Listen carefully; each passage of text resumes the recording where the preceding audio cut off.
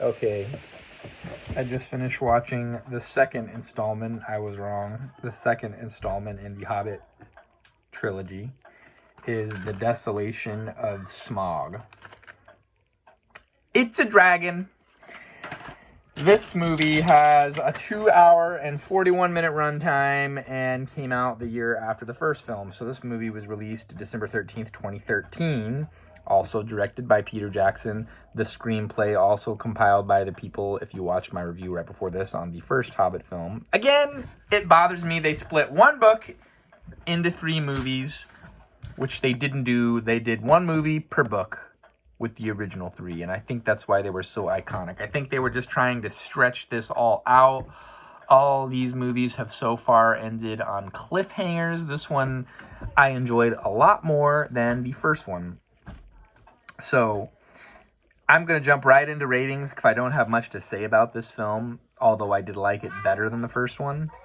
I am 4 out of 5 on this movie. It's still not as good as the originals, but as a standalone movie, 4 out of 5. It was suspenseful.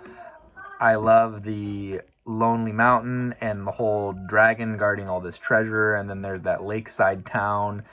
They're really good at casting these really nitty-gritty characters. Again, Jackson has a very specific way that he films his movies and does his cinematography, and I happen to enjoy his style of cinematography. With a budget of $217 to $225 million, this movie grossed $959 million at the box office.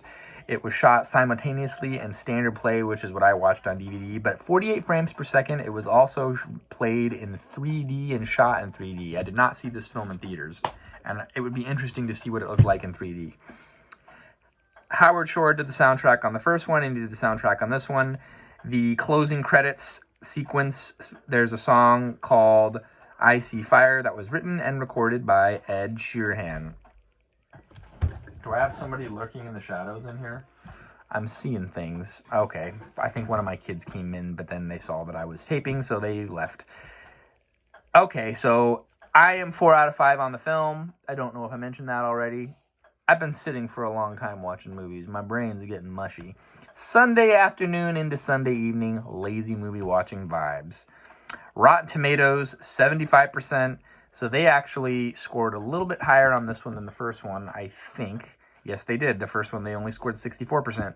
IMDb, interestingly enough, same exact score as the first one, 7.8 out of 10. The Google users are lower on this film. The prior film, they were at 84%. This one, they dropped down to 77%.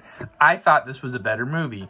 I think now that he had dealt with the fact that Guillermo del Toro wasn't directing anymore, Jackson had more time to do what he wanted to do and take the time, although I didn't read anything of the sort.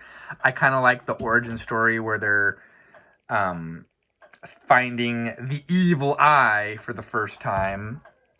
And it was just overall an enjoyable film. There was one particular sequence that was very scary and suspenseful, and even my kids were shocked when I screamed out loud. You kind of see the origins of Shelob the spider as seen in the Return of the King movie. They're going through the forest, they're spiders, it's freaky. So if you have arachnophobia, don't watch this movie. And we see the interactions with one of the Elven Kings. We see Legolas, Orlando Bloom, brought back in this movie, which was kind of a cool thing, which I wasn't expecting because, again, I've never seen this movie. Yeah, overall, it was enjoyable. My third in line child, Benjamin, really loved the movie. He sat and watched it with me, and he's not here now because they're off running around doing other stuff, but he said he would give it 1,000 out of 1,000, which seems to be his rating as of late. If you watch my Hydrox review, you know what I'm talking about. So that's about it for The Hobbit. I couldn't even pull up 5 minutes of stuff worth to talk about. Go out there, check it out, watch the whole trilogy, then watch the other movies, the original 3. Until next time, we'll see you then.